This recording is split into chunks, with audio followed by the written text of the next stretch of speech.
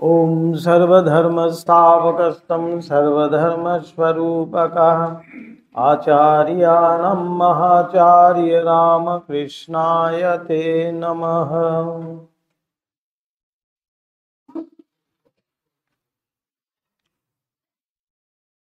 যারা প্রথম এসেছেন তাদের জন্য বলছি, আমরা এই শারদানন্দজিকৃত লীলা প্রসঙ্গ আমরা করছি। তো আমরা অনেকটা এগিয়েছি, যদিও আমরা যতখানি এগিয়েছি তার থেকেই কিন্তু আবার শুরু করছি। তবে যেখান থেকেই পড়েন না কেন, ঠাকুরের কথাই তো দেখবেন, ভালোই লাগবে। আমরা খুব বেশি যে এগিয়েছি তা নয়। 78 পৃষ্ঠা দেখুন, অষ্টম অধ্যায়, এই অবধি আমরা এগিয়েছিলাম। তাই যারা নতুন এসছে এখান থেকেই আমরা পড়বো, এখান থেকে আপনারা একটু ফলো করবেন। আর বাকিটা প্রথম দিকটা আমরা পড়ে আবার অন্য সময় আবার করব। এখানে কিছুটা আমি আবার কিছুটা না এগিয়ে গেলে দ্বিতীয় বইও আসতে পারবো না আর কি। সেই জন্য প্রথম দিকটা ইচ্ছা করলে আপনারা নিজেরাও যদি মনে করেন পড়ার, যে ঠাকুরের প্রথম জন্ম বৃত্তান্ত ইত্যাদি সব এসছে, তারপরে ঠাকুর দক্ষিণেশ্বরে এসছেন, ঠাকুরের সাধন জীবন শুরু হচ্ছে সেই অনুযায়ী, এবং এই সাধন জীবনের এই প্রথম 4 বৎসরের শেষ কথা, এই জায়গায় আমরা প্রথম এসছি। যে খুবই শুরুতেই কিন্তু আমরা আছি এখনো বলতে গেলে। তো একটু ডিটেলে আমরা পড়ে যাই, সেই জন্য আমাদের একটু সময়টাও বেশি লাগছে। আপনারা বইটা ফলো করলেও বুঝতে পারবেন। আজকে যেখানে এসছি আমরা, সবাই পেয়েছেন তো? 79 একেবারে শেষের দিকে আমরা এসছি। প্রথমটি হলো গিয়ে প্রথম 4 বৎসরের শেষ কথা, ওই জায়গাটা আমরা পড়ছিলাম। যে এই সময়টাতে 3টে ভাগে ভাগ করা হয়েছিল ঠাকুরের জীবনে। এই সময় ঠাকুর যত সাধন ভজন ছিলেন সেগুলো সব করছেন, এবং কেন তিনি সাধন করছেন আমরা গতদিন একটু আলোচনা করেছিলাম। সেখানে বলা হয়েছিল যে অবতার পুরুষরা হলেন লাউ কুমড়োর ফুলের মতো। যারা দেখেছেন জানেন, লাউ কুমড়ো আগে ফল তারপরে ফুল। আমরা সাধারণত জানি প্রথমে ফুল হয়, ফুল পুষ্ট হলে পরে তারপরে সেখানে ফল হয়। তাই তো আমরা প্রকৃতির তাই নিয়মে আছে, সর্বত্র কিন্তু তাই দেখছি। আম গাছে পর্যন্ত আমের বকুল আসবে, সেইটি কালে কালে গিয়ে ফলে পরিণত হবে। সর্বত্র কিন্তু তাই। কিন্তু একমাত্র লাউ কুমড়োতে দেখা গেছে প্রথমেই কিন্তু ফলটি আসছে, তার পেছনে ফলটি আছে। এইখানেই লীলা প্রসঙ্গকার শারদানন্দজি এখানে বলছেন যে অবতার পুরুষদের ক্ষেত্রে সাধন কিন্তু তাই সেরকম। তারা সিদ্ধ হয়েই জন্মান, তারপরে সাধন করছেন। তাহলে এখানে প্রশ্ন আসতে পারে আমাদের প্রত্যেকেরই, যে অবতার পুরুষদের জীবনে তারা তো সিদ্ধ, বলাই হচ্ছে শ্রীরামকৃষ্ণ হলেন পূর্ণ ব্রহ্ম নারায়ণ, অবতার পুরুষ। তার জীবনের কোনো অপূর্ণতা নেই, তাহলে সেখানে সাধনের কেন প্রয়োজন হচ্ছে? আমাদের জীবনে অপূর্ণতা আছে বলেই কিন্তু আমরা সাধন ভজন করছি। সাধকের জীবনে অপূর্ণতা আছে বলেই সাধক সাধন করে। অবতার পুরুষের মধ্যে তো কোনো অপূর্ণতা নেই, তিনি পূর্ব থেকেই কিন্তু একেবারে পূর্ণ হয়ে আছেন। তিনি সিদ্ধ হয়েই আসেন, তবে অসিদ্ধি কেন সেইখানেই ব্যাখ্যা দিতে গিয়ে লীলা প্রসঙ্গকার বলছেন, অবতার আসেন, ভগবান অবতার হয়ে আসেন কেন? লোকশিক্ষার জন্য, মানুষকে শেখাবেন বলে, মানুষকে উদ্ধারের পথ দেখাবেন বলেই অবতারের কিন্তু অবতীর্ণতা। তিনি অবতরণ করেন তাই তিনি প্রত্যেকটি, তার প্রতিটি কাজ আমাদের জন্য তিনি করিয়ে করিয়ে আমাদের দেখিয়ে দিচ্ছেন কিভাবে সাধনের প্রয়োজন আছে, কিভাবে সাধন করতে হয়, এবং এই সাধনের ফল কি হয় কালে কালে সেইটিও তিনি দেখাচ্ছেন। কেননা আমরা দেখতে পাই অতি সাধারণ তিনি গদাধর চট্টোপাধ্যায়, ক্ষুদিরাম চট্টোপাধ্যায়ের ছেলে গদাধর চট্টোপাধ্যায় একদিন রামকৃষ্ণ পরমহংসতে পরিণত হলেন। কিভাবে হলেন তিনি দেখাচ্ছেন আমাদেরকে যে এইভাবে সাধন করলে তুমিও কিন্তু পরমহংস হতে পারো, তুমিও সেই জায়গায় পৌঁছতে পারো। এই জন্যই তার অবতরণ কিন্তু মানুষ রূপে। মানুষ রূপে তার অবতরণের প্রধান কারণই হলো তাই যে তুমি যদি সাধন করো, তুমি যদি ঈশ্বরের জন্য এমন ব্যাকুলতা প্রদর্শন করো, তাহলে তুমিও কিন্তু ভগবান হয়ে যেতে পারো। তাই ঠাকুর বলছেন মনুষ্য জীবনের উদ্দেশ্য ভগবান লাভ। তাই আমাদের মনুষ্য জীবনের উদ্দেশ্য আমরা যেন ভুলে গেছিলাম, তাই যুগে যুগে অবতার এসে আমাদেরকে ধরিয়ে দেন, তো কারেকশনগুলো করিয়ে দেন। এবার শ্রীরামকৃষ্ণ অবতারে এসে আমাদেরকে সেই কারেকশন করাচ্ছেন যে আমাদের উদ্দেশ্য থেকে যেন আমরা সরে গেছিলাম, সেই উদ্দেশ্যটা আবার ধরিয়ে দিচ্ছেন আমাদেরকে, যে আমরা যেন ঈশ্বরের পথ থেকে সরে না আসি, ঈশ্বরকে যেন জানতে পারি, এই জীবনেই যেন জানতে পারি। তাই যেন তিনি এত কষ্ট করে সাধন করে তিনি দেখিয়ে দিয়ে যাচ্ছেন আমাদের জন্য। তাই তার জীবনে সাধনের প্রয়োজন ছিল, সবই কিন্তু লোকশিক্ষার জন্য। তাই সেখানে বলা হচ্ছে পুরোটাই অবতার লীলা। এই লীলা কথাটির মানেই হলো গিয়ে যেমন নাটক, আমরা তো নাটক দেখি, নাটক দেখে কিন্তু চোখে জলও আসে, হাসিও আসে, কিন্তু যেই নাটক থেকে বেরিয়ে আসি তখন ভাবি যে ও তো নাটক দেখছিলাম। যখন ভগবান অবতার হয়ে আসেন তিনি কিন্তু সেই নাটকই করেন, লীলাই করেন।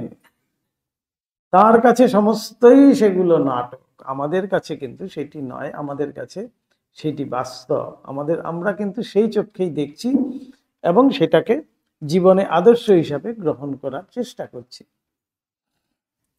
তাই এইখানে আমরা দেখতে পাই তখন তিনি কত রকমের সাধন করছেন।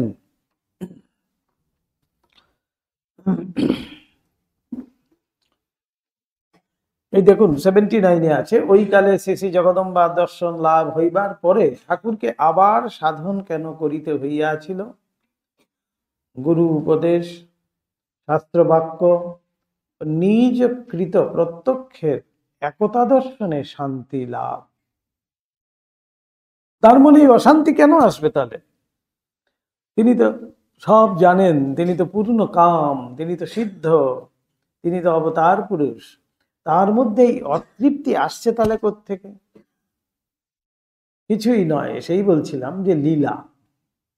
তিনি মানুষকে দেখাতে চাইছেন আমি যা করছি সেইটি শাস্ত্র বিরুদ্ধ নয়, শাস্ত্রসম্মত।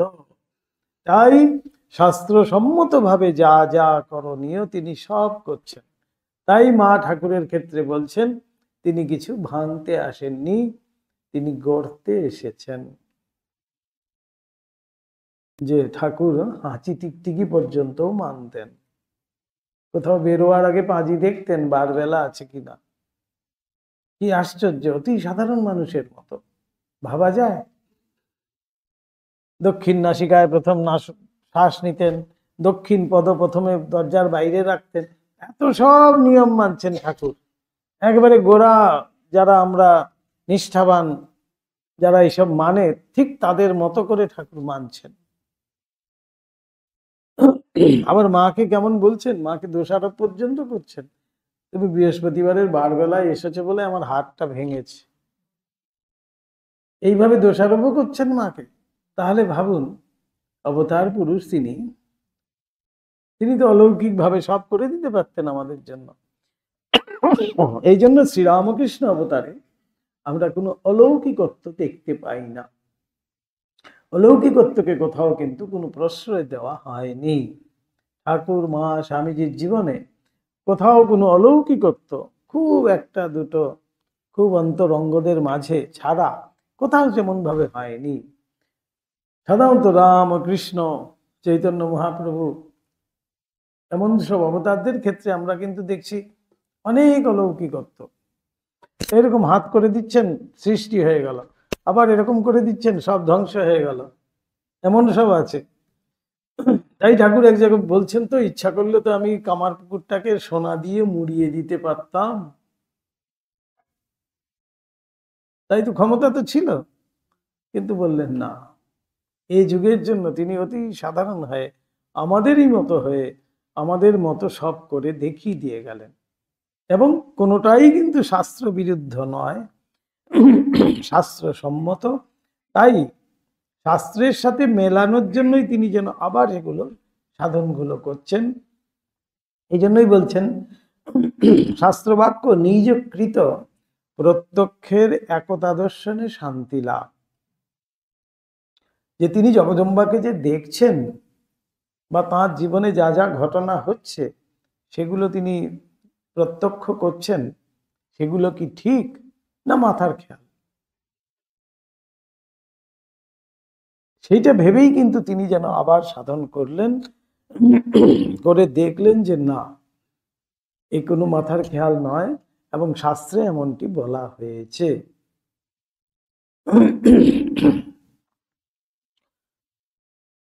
এখানে আমরা একটু আগের থেকে যদি পড়ি,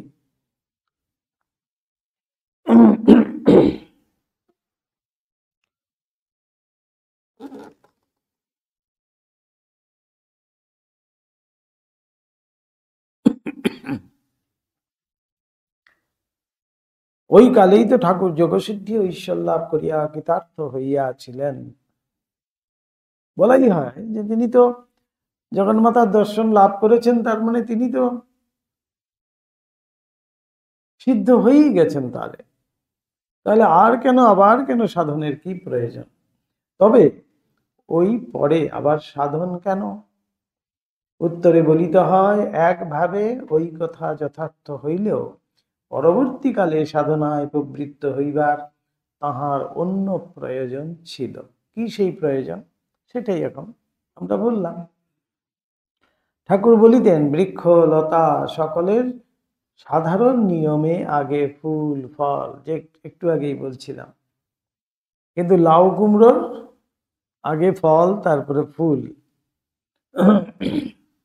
সাধন ক্ষেত্রে ঠাকুরের মনের বিকাশও ঠিক ওইরূপ ভাবে হইয়াছিল। এজন্য পাঠকের পূর্বোক্ত কথাটা আমরা একভাবে সত্য বলিতেছি, কিন্তু সাধনকালের প্রথম ভাগে তাহার অদ্ভুত প্রত্যক্ষ ও জগদম্বার দর্শনাদি উপস্থিত হইলেও ওই সকলকে শাস্ত্রে লিপিবদ্ধ সাধক কুলের উপলব্ধির সহিত যতক্ষণ না মিলাইতে পারিতেছিলেন, ততক্ষণ পর্যন্ত ওই সকলের সত্যতা এবং উহাদিগের চরম সীমা সম্বন্ধে তিনি দৃঢ় নিশ্চয় হইতে পারিতেছিলেন না। কেন? ঠাকুর জানতেন বর্তমান যুগে, এই আধুনিকতার যুগে সহজে ঠাকুরকে কেউ গ্রহণ করবে না। এখনকার যারা শিক্ষিত, আমরা সকল শিক্ষিত বলা হয় না, আমরা কিন্তু ঠাকুরকে কবেই উড়িয়ে দিতাম। আরে দূর, ওইসব মাথার খেয়ালে, ও কত দর্শন হয়, আমারও হয়। অনেকে এসে বলেন না, আমি তো মাকে প্রতিদিন দেখি, ঠাকুরকে রোজ দেখি, তো এগুলো দর্শন তো আমাদের অহরহ হচ্ছে।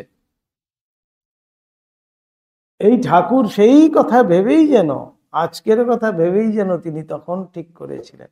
কেননা বলাই হয়, অবতার পুরুষরা যখন আসেন, একটা যুগ ধরে তারা তাদের সেই আদর্শ স্থাপন করে দিয়ে যান, সেই আদর্শই আদর্শিত হয়ে মানুষ চলতে পারবে। সেই তখন এলেন, আবার চলে গেলেন, সব শেষ হয়ে গেল, সেরকম কিন্তু নয়। সেই জন্য তিনি তখনকার এখনকার কথা ভেবেই কিন্তু তখন করেছিলেন যে ঠাকুর এই যে দর্শনাদি করছেন, সেগুলো শাস্ত্রসম্মত তো নাকি শুধু এমনি মুখের কথা। তাই ঠাকুর নিজে আবার করে দেখলেন যে এমনটি হয় তো, এমন এমন আছে তো, দেখলেন যে হ্যাঁ ঠিক আছে। তাই ঠাকুরের যেন এই শান্তি লাভ, বলছে যতক্ষণ পর্যন্ত সেই শাস্ত্রের সাথে মেলাতে না পারছিলেন ততক্ষণ পর্যন্ত তিনি যেন শান্তি পাচ্ছিলেন না।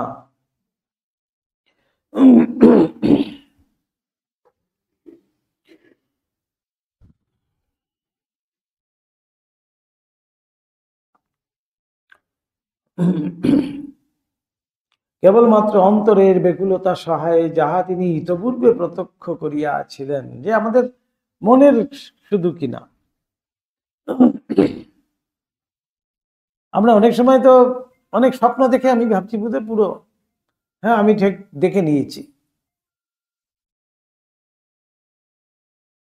কার ফোন, ফোনগুলো একটু বন্ধ রাখতে হবে।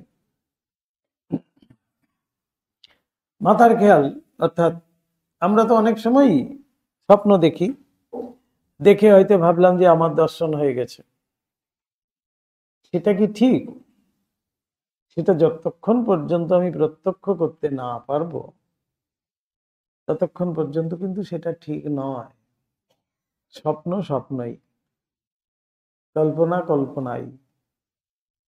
সেখানে যদি আমার আকুলতা ব্যাকুলতা না থাকে তাহলে সেই প্রত্যক্ষতা আমার দ্বারা সম্ভব নয়। সেটাই ঠাকুর দেখাচ্ছেন এখানে। তাহাই আবার পূর্বোক্ত কারণে শাস্ত্র নির্দিষ্ট পথ প্রণালী অবলম্বনে প্রত্যক্ষ করিবার তাহার প্রয়োজন হইয়াছিল। যে সাধন বলেই সেটি সেই প্রত্যক্ষ আসে, প্রত্যক্ষ অনুভূতি হয়, তাই সেই সাধনের প্রয়োজন। ঠাকুর কিন্তু অনেক আগেই প্রত্যক্ষ করেছেন যে সেটা মাথার খেয়াল নয়, তো কনফার্ম হতে পারছেন না ঠাকুর, যেন দেখাচ্ছেন এজ ইফ যে আমি সেগুলো মাথার খেয়ালে করছি না। তো আমাদের মতো সাধারণ মানুষের মতো যেমন আমরা ভাবি ঠিক তেমনি। শাস্ত্র বলেন গুরু মুখে শ্রুত অনুভব ও শাস্ত্রে লিপিবদ্ধ পূর্ব যুগের সাধক কুলের অনুভবের সহিত সাধক আপন ধর্ম জীবনের দিব্য দর্শন ও অলৌকিক অনুভব সকল যতক্ষণ না মিলাইয়া সমসমান বলিয়া দেখিতে পায় ততক্ষণ সে এককালে নিশ্চিন্ত হইতে পারে না। শাস্ত্রের কথা যে তুমি গুরুর মুখ থেকে শোনার পরে তোমার অনুভব হবে, বিভিন্ন সাধকরা যেভাবে অনুভব করেছে সেই অনুযায়ী তোমার অনুভব হবে, তখন গিয়ে সেটি ঠিক ঠিক বলা যাবে, তখনই সেটাকে বলা হবে শাস্ত্রসম্মত। না হলে আমি আমার মাথার খেয়ালে আমি কিন্তু অনেক কিছু ভাবতে পারি, সেটা যাতে না হয় তাই ঠাকুর যেন সেখানে সাধন করে নিজে সেই অনুভব করে আবার বলছেন যে না সেটি শাস্ত্রসম্মতই। ওই তিনটি বিষয়কে মিলাইয়া এক বলিয়া দেখিতে পাইবা মাত্র সে সর্বতভাবে ছিন্ন সংশয় হইয়া পূর্ণ শান্তির অধিকারী হয়। গুরুর শ্রুত, গুরুমুখে শ্রুত অনুভব ও শাস্ত্রে লিপিবদ্ধ, এই তিনটে যখন একসাথে মেলাতে পারবে তখনই সে যেন সম্পূর্ণভাবে নিশ্চিন্ত হতে পারে। পূর্বোক্ত কথা দৃষ্টান্ত স্বরূপে আমরা পাঠককে ব্যাসপুত্র পরমহংস অগ্রণী শ্রীযুক্ত সুখদেব গোস্বামীর জীবন ঘটনা নির্দেশ করিতে পারি। সুখদেব মায়ারোহিত সুখে জীবনে জন্মাবধি নানা প্রকার দিব্য দর্শন ও অনুভব উপস্থিত হইত। সুখদেব মহারাজ যিনি ব্যাসের পুত্র, তিনি তো জন্মগ্রহণই করছিলেন না, মায়ের মাতৃগর্ভেই বসে আছেন, বলছেন না এই মায়ের সংসারে আমি ঢুকবই না। তারপরে ভগবানের নির্দেশেই তিনি আবার ভূমিষ্ঠ হলেন। ভূমিষ্ঠ হয়েই তিনি কিন্তু যুবক অবস্থাতে ভূমিষ্ঠ হলেন। এইসব সুখদেবের অনেক ঘটনা রয়েছে, কিন্তু পূর্ণ জ্ঞান লাভে কৃতার্থ হইয়াছেন বলিয়াই যে তাহার ঐরূপ হয় তাহা তিনি ধারণা করিতে পারিতেন না। সুখদেবের পর্যন্ত সেরকম।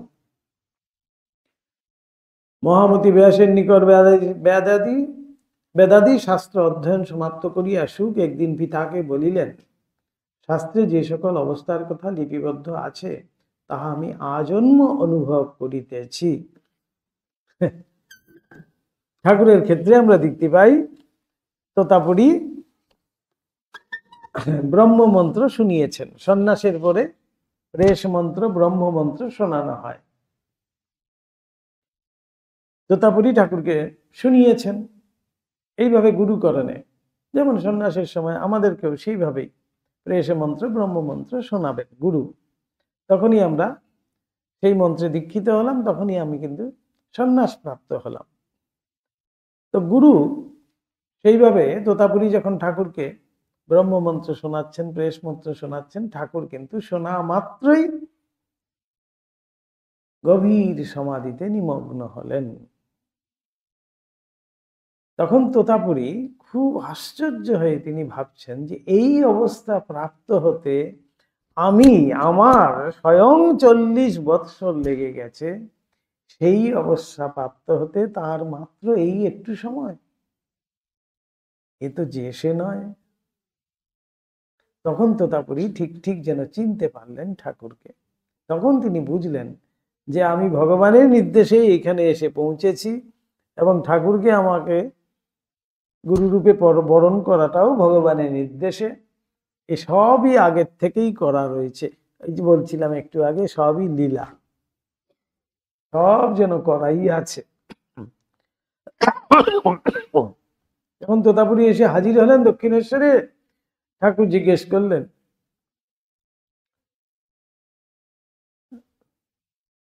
তোতাপুরী এসে বলছেন, আমি তোতাপুরী, আমি তোমাকে বেদান্ত শেখাতে এসছি, তুমি শিখবে তো? বলছে, হ্যাঁ আমি জানি। বলছে, তুমি জানলে কিভাবে? বলে, আমার মা বলে দিয়েছেন। তখন বলছেন, মা কে? বলছেন, এই আমাদের মন্দিরে যে মা আছেন, তিনিই বিশ্ব চরাচরে আছেন, তিনিই জগদ্ধাত্রী, তিনিই জগন্মাতৃকা, তিনিই ভবতারিণী, তিনিই আদ্যা শক্তি মহামায়া। তখন বলছেন, ব্রহ্মবিদ্যায় ওসব মা চলবে না, কোনো রূপ চলে না, ব্রহ্মবিদ্যায় কোনো রূপ নাই, একমাত্র সেই ব্রহ্ম ছাড়া আর কিছু নেই। তখন ঠাকুর তার গুরু তোতাপুরী তাকে কারেকশন করাচ্ছেন, বলছেন, ও কি বলছো? যে মা সেই তো ব্রহ্ম। কিন্তু কালে কালে তোতাপুরী সেখানে থেকে ঠাকুরের সঙ্গ লাভ করে তিনি সেইটি উপলব্ধি করলেন, অনুভব করলেন যে হ্যাঁ সত্যি। তখন তোতাপুরী বুঝতে পারলেন আমার জীবনেও কিছু অপূর্ণতা ছিল, সেই পূর্ণতা প্রাপ্তির জন্য ভগবান কৃপা করে আমাকে এখানে নিয়ে এসছেন, এখন এই পূর্ণতা প্রাপ্তি আমার জীবনে হয়েছে। তখন তোতাপুরী খুব আনন্দের সঙ্গে সেখান থেকে বিদায় নিলেন। এই এই দেখা গেছে তো দক্ষিণেশ্বরে তখন বিভিন্ন যে সাধককুল এসছেন ঠাকুরের কাছে, আমরা দেখছি ঠাকুরকে তারা সাধন করাচ্ছেন, কিন্তু তারা নিজেরা পরিপূর্ণতা লাভ করার জন্যই কিন্তু সেখানে এসে ভগবানের নির্দেশেই যেন তারা সেখানে এসে হাজির হয়েছে। ভৈরবী ব্রাহ্মণীর ক্ষেত্রে আমরা দেখতে পাই এই যে তন্ত্রোক্ত যে 64 তন্ত্রের সাধনা ভৈরবী ব্রাহ্মণী স্বয়ং করালেন, ঠাকুর তাকে মাতৃগুরু রূপে বরণ করলেন। সেই ভৈরবী ব্রাহ্মণীরও অহংকার ছিল, একটু হলেও অপূর্ণতা ছিল, সেই পূর্ণতা সমস্ত অহংকার চূর্ণ হলো। সেই পূর্ণ যখন তিনি হলেন, তখন তিনি বুঝতে পারলেন যে এইখানে এসেই আমার সেই পূরণ হলো, সেইটি আমার সাধন এবার শেষ হলো। যতটুকু বাকি ছিল ভগবান কৃপা করে আমাকে এখানে নিয়ে এসে সেটি পূরণ করে দিলেন। তাও তিনিও কিন্তু সেই আনন্দ মনে সেখান থেকে তখন চলে গেলেন। এইভাবে রামায়িত সাধুদের রামলালাকে নিয়ে এসেছিলেন। আমরা বিভিন্ন সময়ে এই বিভিন্ন সাধকদেরকে দেখব ঠাকুরের সঙ্গ লাভে তাদের কি হয়েছিল। ঠাকুর তাদের থেকে শিখছেন, সাধন শিখছেন, আমরা কিন্তু দেখতে পাচ্ছি। এটাই বলছিলাম যে লীলা, তিনি যাই করুন সবই তার জানাই আছে, যেন কি মন্ত্র দিতে হবে সেটাও বলে দিচ্ছে।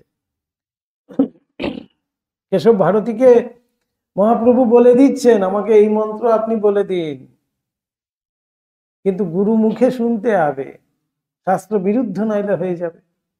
তাই কেশব ভারতী আবার সেই মন্ত্রই বলছেন মহাপ্রভুকে।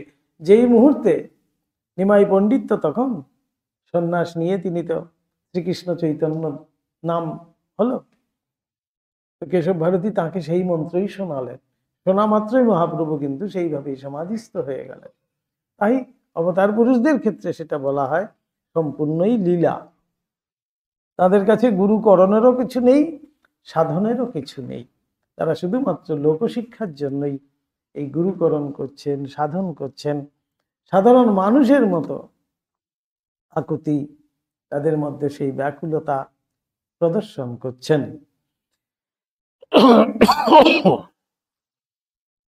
সুখদেবের ক্ষেত্রেও আমরা তাই দেখতে পাচ্ছি। সুখদেব বাবাকে বলছেন যে তুমি যেগুলো কথা বলছো সেগুলো তো আমি অনেক আগের থেকে অনুভব করছি, জন্মাবধি আমি সেগুলো অনুভব করি, আবার এগুলো নতুন কথা কি?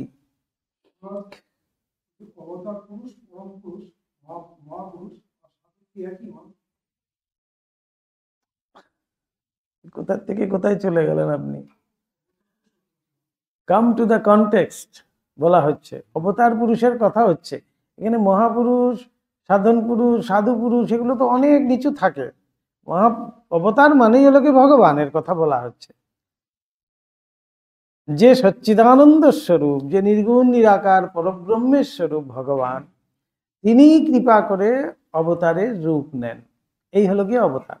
তাহলে অবতার আর ভগবান হলেন কি এক। ভগবানের একটা উপাধি হলো কি অবতার। আর সাধু বলুন আর এই মহাপুরুষ বলুন, এগুলো তো সাধনলব্ধ অবস্থা। এগুলো সাধারণ মানুষের ক্ষেত্রে, সাধারণ সাধকের ক্ষেত্রে এটা অনেক নিচু থাকের বলা যায়। কিন্তু সেই অবস্থাতে অবতার পুরুষের যে অবস্থাটা, সেটা বলা হচ্ছে ভগবান স্বয়ং তিনি অবতার রূপে কৃপা করে মানুষ রূপে আমাদের সামনে এসে আমাদেরকে পথ দেখান। এই হলো অবতার পুরুষ। এই জন্যই বলা হচ্ছে।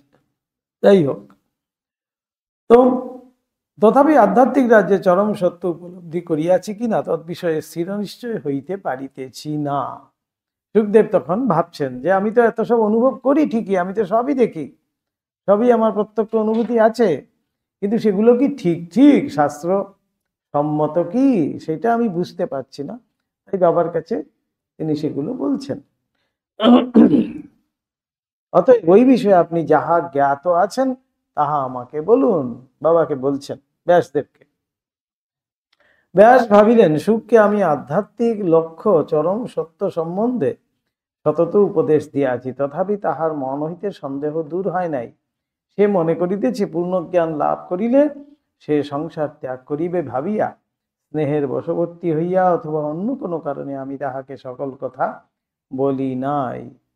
সুখদেব ভাবছেন হয়তো বাবা আমাকে পুরো একবারে আলটিমেট জ্ঞানটা বোধহয় দেননি, তাই বাবাকে ধরে চেপে বসেছেন যে আলটিমেট জ্ঞানটা দিলে ভাবছি বোধহয় আমি চলে যাব, সেই জন্য আমাকে আলটিমেট জ্ঞানটা দিচ্ছেন না। তাই বাবাকে বলছেন যে আপনি বলুন তাহলে। সুতরাং অন্য কোনো মনীষী ব্যক্তির নিকটে তাহার ওই বিষয়ে শ্রবণ করা কর্তব্য। ওইরূপ চিন্তাপূর্বক ব্যাস বলিলেন আমি তোমার ওই সন্দেহ নিরসনে অসমর্থ। ব্যাস পরিষ্কার সুখদেবকে বলে দিলেন যে তোমার এমন সব সন্দেহ যে আমি আর কিছু বোঝাতে পারব। মিথিলার বিদেহরাজ জনকের যথার্থ জ্ঞানী বলিয়া প্রতিপত্তির কথা তোমার অবিদিত নাই। জনকের কাছে এবার পাঠাচ্ছেন। রাজর্ষি জনক, রাজর্ষি বলা হচ্ছে এই একমাত্র পদবী যা কিনা শুধুমাত্র জনককে দেওয়া হয়েছে। রাজাও ছিলেন আবার ঋষিও ছিলেন।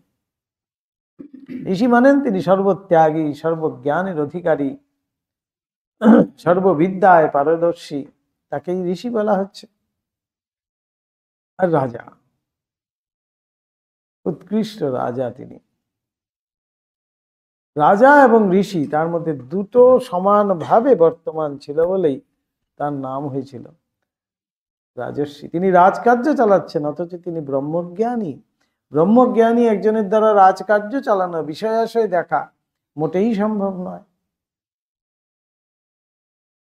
ব্রহ্মবিদ ব্রহ্মৈব ভবতি বলা হচ্ছে, যে ব্রহ্মকে জেনেছে সে নিজেই ব্রহ্ম হয়ে যায়, তখন সে একেবারে চুপ হয়ে যায়, আর কিছু তার দ্বারা কোনো কাজ কর্ম কিছুই কিন্তু সম্ভব হয় না, কেননা সে সর্বত্র ব্রহ্মকেই দর্শন করছে। সে আর শাসনাদি কাজ কিভাবে করবে, রাজকার্য কিভাবে চালাবে? কিন্তু এমনই ক্ষমতা ছিল জনকের, তিনি রাজকার্য সুচারুরূপে পালন করছেন, আবার ঋষির যে কাজ সেটাও তিনি পালন করছেন। তার কাছে এই জন্য এত বড় পরমহংস অগ্রণী বলা হচ্ছে। সুখদেবকে পরমহংস অগ্রণী, পরমহংসদের মধ্যে তিনি সবচেয়ে প্রথম। এমন পরমহংস অগ্রণী ব্যাসদেব এত বড় পণ্ডিত, তাঁরই পুত্র, সেই পুত্রকে তিনি এই জনকের কাছে পাঠাচ্ছেন সেই পূর্ণ জ্ঞানের জন্য।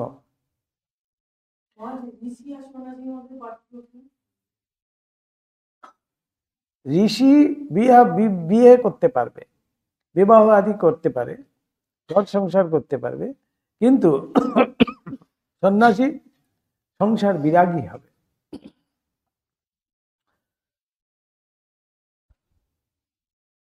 তাহার নিকটে গমন করিয়া তুমি সকল প্রশ্নে মীমাংসা করিয়া লও। সুখ পিতার ওই কথা শুনিয়া অবিলম্বে মিথিলা আগমন করিয়াছিলেন এবং রাজর্ষি জনকের নিকট ব্রহ্মজ্ঞ পুরুষের যেরূপ অনুভূতি উপস্থিত হয় শুনিয়া গুরু উপদেশ শাস্ত্রবাক্য নিজ জীবন অনুভবের ঐক্য দেখিয়া শান্তি লাভ করিয়াছিলেন।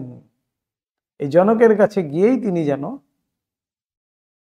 নিঃসংশয় হলেন যে আমি এতদিন যা যা দেখে আসছি সেগুলো সবই শাস্ত্রসম্মত। কেননা জনক রাজা সব শুনে টুনে বললেন হ্যাঁ এগুলো সবই ঠিক আছে। এই ঠাকুরের ক্ষেত্রে তিনি যেন এই সাধন করে বিভিন্ন সাধক গুরুরা এসে ঠাকুরকে বলে দেবেন, ভৈরবী ব্রাহ্মণী এসে বলে দিচ্ছেন, ভাগবত থেকে উদ্ধৃত করে করে ঠাকুরের অবস্থার বিবরণ দিচ্ছেন। রাধা ভাবে কি হয়, কৃষ্ণ ভাবে কি হয়, অবতার পুরুষের ভাবের কি হয়, শরীরের লক্ষণাদি কি হয়, সেগুলো সমস্ত ভৈরবী ব্রাহ্মণী বলে দিচ্ছেন। আর ঠাকুর শুনে শুনে খুব নিশ্চিন্ত হচ্ছেন। পূর্বোক্ত কারণ ভিন্ন ঠাকুরের পরবর্তীকালে সাধনার জন্য গভীর কারণ সমূহ ছিল। আর কি কারণ আছে এখানে দেখছি। ঠাকুরের সাধনার অন্য কারণ, স্বার্থে নহে পরার্থে, নিজের জন্য তিনি সাধন করছেন। আমরা কি করি, আমরা সাধন করছি আমাদের জন্য, আমাদের কিছু লাভের জন্য নয়, নিজের মুক্তির জন্য তো সাধন করছি, সেটাও কিন্তু স্বার্থেই হয়ে গেল। কিন্তু অবতার পুরুষরা তাদের সমস্ত কিছুই বলছে পরার্থে, সাধনও করছেন পরার্থে। তাই প্রথমেই আমরা শুরু করতেই বলেছিলাম যে আমাদেরকে দেখাতে হবে, তাই তিনি সাধন করে দেখিয়ে দিচ্ছেন যে এমন যদি ভালোবাসা, এমন যদি আকুলতা, এমন যদি অনুরাগ না হয় ভগবানের জন্য, তাহলে ভগবান লাভ সম্ভব নয়। আবার সিদ্ধান্ত আমাদেরকে দিয়ে দিচ্ছেন মনুষ্য জীবনের উদ্দেশ্য ভগবান লাভ। আবার পথও দেখালেন, এইভাবে সাধন করলে তখন গিয়ে তোমার মনুষ্য জীবনের উদ্দেশ্য সঠিক হলো। কি কঠিন পথ একবার ভাবুন। এখানে বসে একটু ক্লাস শুনে নিলাম, সেটা অনেক সোজা, তাই তো? কিন্তু এই কথাগুলো যদি নিজের জীবনে পালন করতে হয় তখনই বড় কষ্ট। মনে হবে বাবা একটু করেই খেতে হবে, তারপরে একটু শুতে হবে, পয়সা রোজগার করতে হবে, এই সমস্ত চিন্তা সব চলে আসছে। তখন কোথায় সাধন ভজন? তাহলে খুব প্র্যাকটিক্যালি যদি আমরা ভাবি, আসল প্রথমেই বলা হচ্ছে এই জগৎ থেকে, এই যে শরীর বোধ আমার রয়েছে, এই জগৎ থেকে যদি মন না তুলি, এই মন দিয়ে, এই জগতের মধ্যে আমি এই যে মনকে রেখে দেখি, এই মন দিয়ে কিন্তু সাধন ভজন হবে না। এইখান থেকে মনটাকে তুলে নিয়ে সেই মন দিয়েই সাধন করতে হবে, তখন গিয়ে সেই সাধন সম্ভব।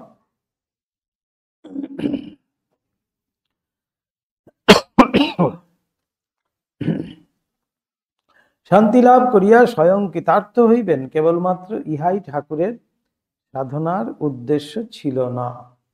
শ্রী শ্রী জগন্মাতা তাহাকে জগতের কল্যাণের জন্য শরীর পরিগ্রহ করাইয়াছিলেন।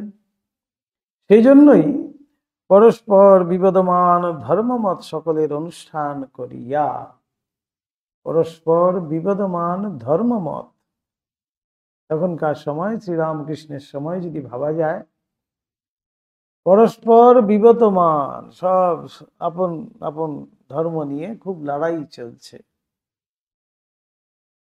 বিভিন্ন সংশয়, লড়াই, কোন দিকে যাব কেউ ঠিক করতে পারছে না।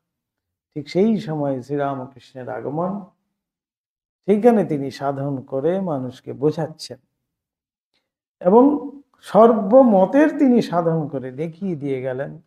সেই একই বললেন, যত মত তত পথ। বাজার একটি, বাজারে যাওয়ার পথ অনেক।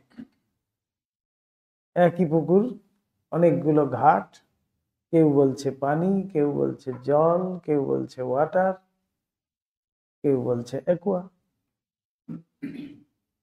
ঠাকুর সমন্বয় করে দিয়ে গেলেন। তাই সর্বধর্ম সমন্বয় তিনি যেন প্রথম এসে আমাদেরকে দেখালেন।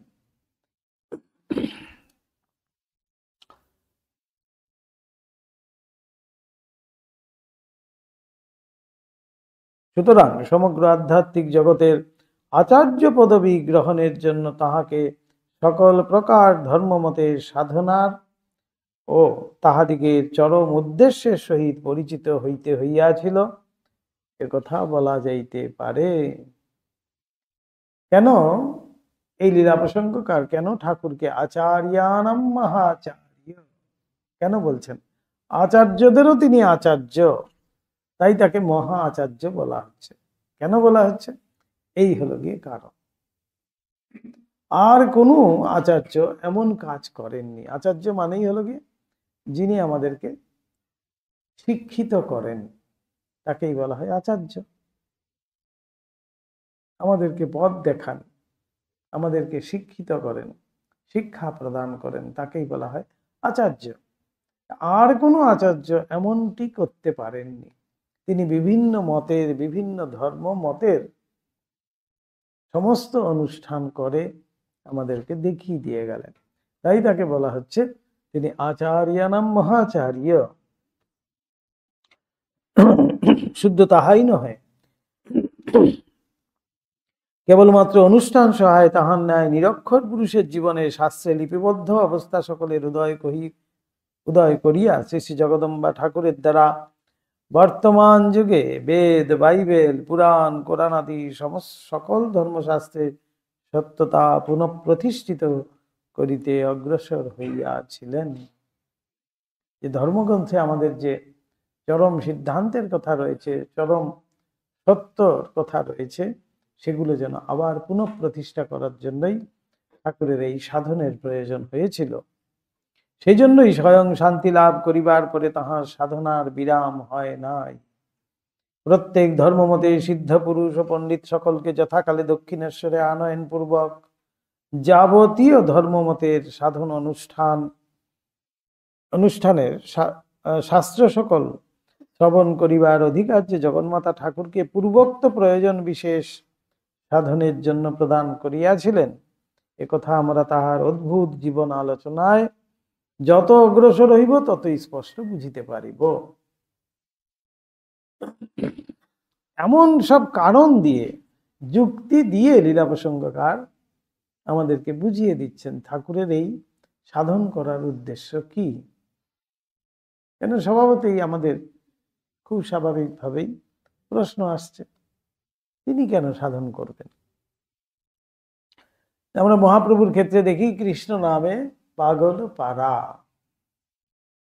অনবরত অশ্রু ঝরে পড়ছে তার কৃষ্ণ নামে। আর কিন্তু আমরা জানি দুই অঙ্গ মিলেই তিনি গৌরাঙ্গ হয়েছেন। আধা কৃষ্ণ আধা রাধা। তাহলে স্বয়ং যিনি শ্রীকৃষ্ণ, তাহলে তিনি আবার শ্রীকৃষ্ণ বিরহে কাঁদবেন কেন? তার মধ্যে কখনো কৃষ্ণ বিরহ দেখা গেছে, রাধিকার ভাব, আবার কখনো রাধার বিরহ দেখা গেছে, কৃষ্ণের ভাব। দুই অঙ্গ মিলে তিনি গৌরাঙ্গ বলাই হচ্ছে। তো সেই সব যখন আমরা দেখি আমাদের মধ্যে খুব তখন একটা জিজ্ঞাসা আসে, এ কিভাবে সম্ভব? এদিকে অবতার বলছি, এদিকে তিনি ভগবানের জন্য কাঁদছেন, তাহলে আমি কাঁদলে আমারও তো হয়ে যাবে। তাই কিন্তু তিনি সেইটি দেখানোর জন্যই কিন্তু কাঁদছেন। তার চোখের যে অশ্রু, তার যে আকুলতা, তার যে ব্যাকুলতা, তার যে ঈশ্বরের অনুরাগ, সেগুলো তিনি কেন দেখাচ্ছেন? তুমি যদি সেরকম করো তোমারও হবে, সেইটি দেখানোর জন্যই কিন্তু তিনি দেখাচ্ছেন। তাহলে তার নিজস্ব কিন্তু কোনো প্রয়োজন নেই।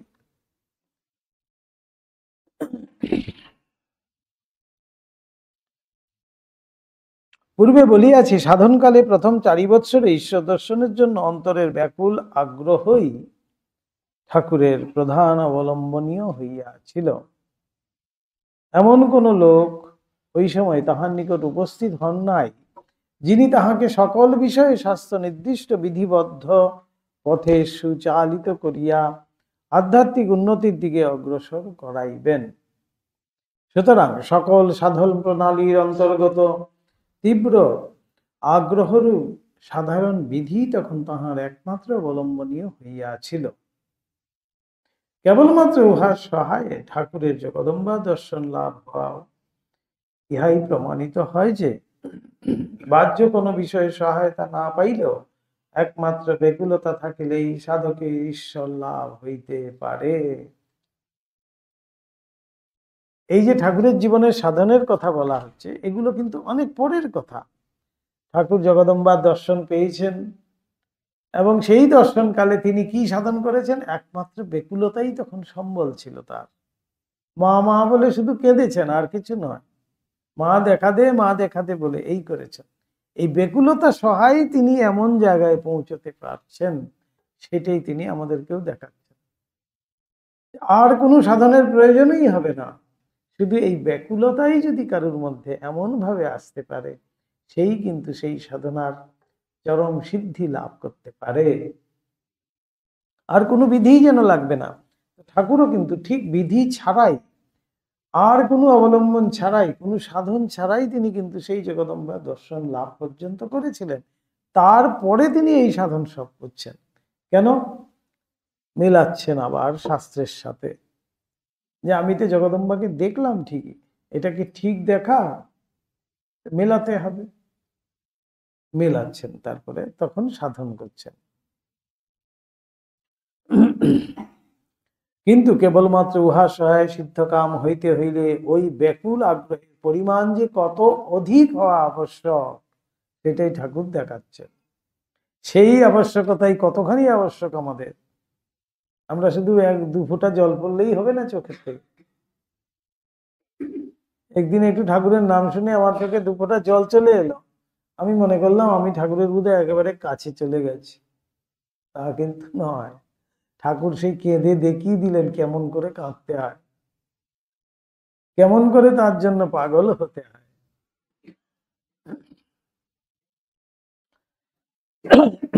ব্যাকুল আগ্রহের পরিমাণ যে কত হতো অধিক হওয়া আবশ্যক, তাহা আমরা অনেক সময় অনুধাবন করিতে ভুলিয়া যাই। অনুধাবন করতে ভুলিয়া যাই না, করতে চাই না। কেন চাই না? পারবো না, সোজা কথা আমার দ্বারা সম্ভব না। এই সামান্য গুরু বলে দিয়েছেন 2 বেলা জপ করতে, তাই করে না। তাই বলছেন আমার 1 বেলা সময় হচ্ছে না, আরেক বেলায় আমার কাজ থাকছে, আমি আসতে যেতে মনে মনে জপ করি। এই সামান্য একটু কাজ দেওয়া হয়েছে, সেটাও কিন্তু করছে না, সেখানেও অজুহাত দেখানো হচ্ছে। তাহলে তাহলে আমাদের দ্বারা কি সম্ভব? এই জন্যই বলা হচ্ছে আমরা ভাবতে চাই না, ভুলিয়া যাই না, মনে করতেই চাই না। মনে করলেই তো বুক ধুক ধুক করবে যে এই রে, তাহলে তো বিপদে পড়লাম। এই জন্য আমরা মনেই করতে চাই না। না, সেরকম নয়। যদি সত্যিকারের আমি ভগবানকে চাই, তাহলে আমার মধ্যে কিন্তু সেই ব্যাকুলতা আনতেই হবে, অন্যথা হবে না। এবং ঠাকুর উপমা দিয়ে বোঝাচ্ছেন, শিশু খেলছে খেলছে, বেশ সুন্দর খেলছে, কিছুক্ষণ পরে তার মায়ের কথা মনে হয়েছে, তখন সমস্ত খেলনা ফেলে দিয়ে মা বলে এমন চিৎকার করছে, তখন মা কিন্তু আর না এসে পাচ্ছে না। তখন আর খেলনা দিয়ে তাকে ভুলোতে পারছে না। যত ভালোই খেলনা হোক, যত ভালোই লজেন্স বিস্কুট হোক, এই বাচ্চা কিন্তু তখন থাকছে না। তখন তার কাছে সব তুচ্ছ হয়ে গেছে।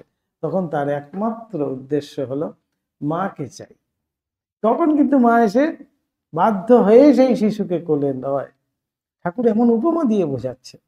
ঠিক সেই রকমই ভগবান আমাদেরকে সেই খেলনা দিয়ে ভুলিয়ে রেখেছেন। আমরা বেশ বিষয় আশয়, নাম যশ, প্রতিপত্তি, আত্মীয় পরিজন, সংসার, এইসব নিয়ে বেশ সুন্দর খেলায় মত্ত আছে। তা মাকে তো চাইছি না। মা ভাবছে বেশ তো বাবা খেলুক না, আমি আমার কাজ করি। যেই দিন সেগুলো সমস্ত আমার কাছে তুচ্ছ বোধ হবে, সেই দিনই আমি কিন্তু মাকে চাই। তা তুচ্ছ বোধ হতে হবে তো আমাকে।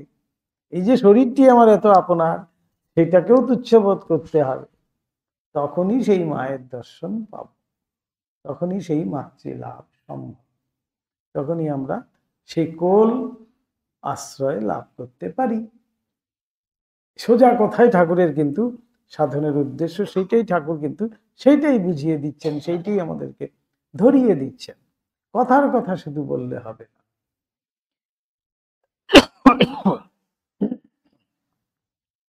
ঠাকুরের এই সময় জীবন আলোচনা করিলে ওই কথা আমাদিকে স্পষ্ট প্রতীয়মান হয়। আমরা দেখিয়াছি তীব্র ব্যাকুলতার প্রেরণায় তাহার আহার, নিদ্রা, লজ্জা, ভয় প্রভৃতি শারীরিক ও মানসিক দৃঢ়বদ্ধ সংস্কার, অভ্যাস সকল যেন কোথায় লুপ্ত হইয়াছিল, সব ভুলে যাবে। নিজের শরীর যে আমার এত আপনার, এত প্রিয়। আমাদের পৃথিবীতে, এই জগতে যদি আমার কাছে সবচেয়ে প্রিয় বলতে কিছু হয়, আমার নিজের শরীর। এর থেকে প্রিয় আমাদের এই সংসারে আর কিচ্ছু নেই।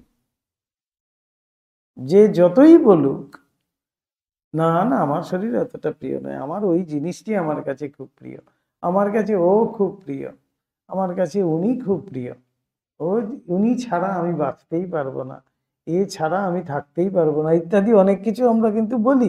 এগুলো সবই আমাদের কথার কথা। সবচেয়ে প্রিয় আমাদের এই শরীর। এই শরীর আমাদের এত প্রিয় বলেই আমাদের কিন্তু মনের বলছে 90% মন আমাদের এই শরীরের মধ্যে রয়েছে। তাই আমার এই আমিত্ব যাচ্ছে না, তাই এই অহংকারে আমরা মরতে হয়ে আছি। এই আমিত্বর থেকে যখনই বেরোতে পারবো না, ততক্ষণ আমার দ্বারা কিন্তু অগ্রগতিও সম্ভব নয়। আমার আমিত্ব যেতে গেলে প্রথমে আমাকে এই শরীরটাকে যন্ত্ররূপে ব্যবহার শুধুমাত্র করতে হবে। ভগবানের সাধনের জন্য, ভগবান লাভের জন্য যন্ত্রস্বরূপ এইভাবে যখন আমি শরীরটাকে ভাববো, তখন দেখবেন শরীরটাও খুব ভালো থাকে। তাই বলছিলাম, এইখানে আমাদের আরোগ্য ভবনে অনেক সিনিয়র মহারাজরা তো আছেন। সে কত কষ্ট নিয়ে দেখেছি, শুয়ে আছে, এখানে নল, ওখানে নল, এখানে এটা, ওখানে সেটা, এই বেল্ট, বিছানাটা ওরকম করা, উঠতেও পারেন না, নড়তেও পারেন না। গিয়ে যখন জিজ্ঞেস করছি, মহারাজ কেমন আছেন?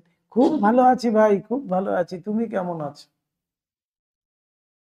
এত আশ্চর্য লাগতো। তখন আমরা খুব ছোট ব্রহ্মচারী অবস্থায় গিয়ে মহারাজের কিভাবে বলছেন, হে এত যার কষ্ট, তিনি বলছেন ভাই খুব ভালো আছে। হাসি, সেই মুখের মধ্যে হাসি ফুটে উঠেছে, সে আনন্দের প্রকাশ দেখতে পাচ্ছি। শুধুমাত্র মুখে মানে বলছেন যে তা না।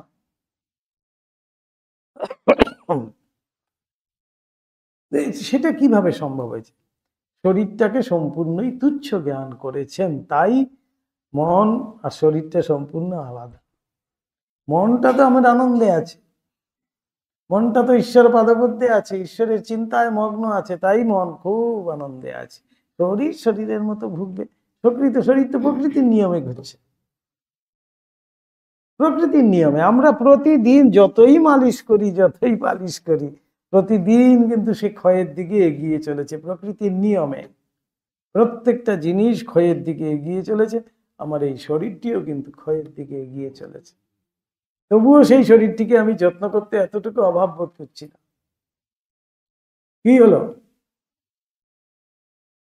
কি বলছেন?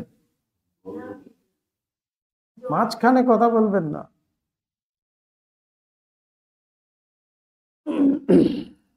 এই এক্ষুনি শরীরের কথা বলতে বলতে আপনি জলের কথায় চলে গেলেন। তার মানে বুঝতে পারছেন, ওইখান থেকে বেরোতে চাইলেও বেরোতে দিচ্ছে না। এই হলো গিয়ে মায়া। আমি শরীরের কথা বলছি তো সেখানে শরীর থেকে আমার মনটাকে তোলার কথা বলছি, ওই মুহূর্তে আমার জলের কথা মনে হয়েছে। তার মানে শরীরে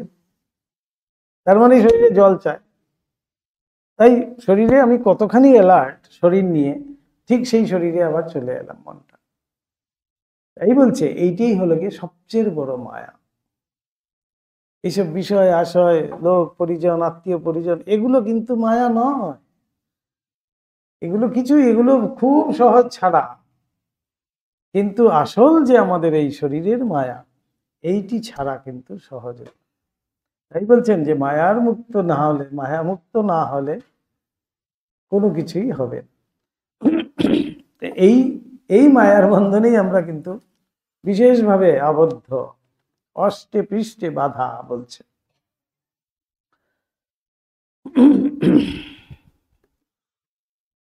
ঠাকুরের বলছেন এতটুকু কোনো দিকে শরীরের এতটুকু খেয়ালই থাকতো না, আহার নিদ্রা লজ্জা ভয় কিছুই থাকতো না, জীবন রক্ষার দিকেও কিছু মাত্র লক্ষ্য ছিল না। ঠাকুর বলিতেন শরীর সংস্কারের দিকে মন আদৌ না থাকায় ওই কালে মস্তকের কেশ বড় হইয়া ধুলামাটি লাগিয়া আপনা আপনি জটা পাকাইয়া গিয়াছিল। ভাবুন, শরীরের কোনো যত্নই নাই, সেই চুল এত বড় হয়ে গেছে, মাটিতে গড়িয়ে গড়িয়ে সেই ধুলো লেগে সেই জট পাকিয়ে গেছে। কি আশ্চর্য! তাহলে এখানেই প্রমাণিত, শরীর কিন্তু আমাদের ওইভাবে যন্ত্ররূপে যতদিন থাকার ততদিনই থাকবে। আমি যতই চেষ্টা করি, যতই ওষুধ খাই, কিছুই নয় কিন্তু সেগুলো দেখতে গেলে। ধ্যান করিতে বসিলে মনের একাগ্রতায় শরীরটা এমন স্থাণুগত স্থির হইয়া থাকিত যে পক্ষী সকল জড় পদার্থ মনে করিয়া মাথায় আসি বসত। ভাবতে একটা মূর্তি, যেমন এই যে আমাদের মূর্তি সব আছে না, মোড়ে মোড়ে মূর্তির মাথার উপরে দেখবেন কি সুন্দর কাক বসে আছে, আর কাকেরা বেশ আবার দিয়েও যায় মূর্তির মাথার উপরে। সেই জন্য কেউ বলেছিল না যে আপনার মূর্তি বানাবো, বলছে এ বাবা, এটা চরম অপমান। মূর্তি বানানো মানে সে খোলা রাস্তার মধ্যে ফেলে রাখবে আর কাক আর পক্ষিয়ে দেবে, বৃষ্টাতে আগ ছাড়াতে আর কিছু করবে না। সেই হলো গিয়ে, আর বছরে একবার একটু ধোয়া মুছে করে একটা মালা দেবে, এই তো মূর্তি, জড়বৎ। তো ঠাকুর ধ্যানকালে বলছেন এমন স্থানুবৎ বসে থাকতেন। স্থানুবৎ মানে একদম জড়ের মতো, মূর্তির মতো তিনি বসে থাকতেন। পাখিরা পর্যন্ত মনে করতো যে একটা জড় বস্তু কিছু, তাই সেখানে মাথার উপরে এসে বসত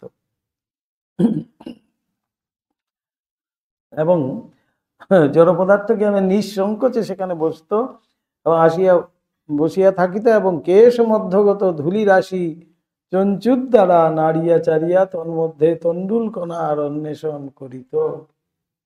খাওয়া খুঁজতো এই মাথার উপরে যে অনেক জটা ভার হয়ে আছে সেখানে।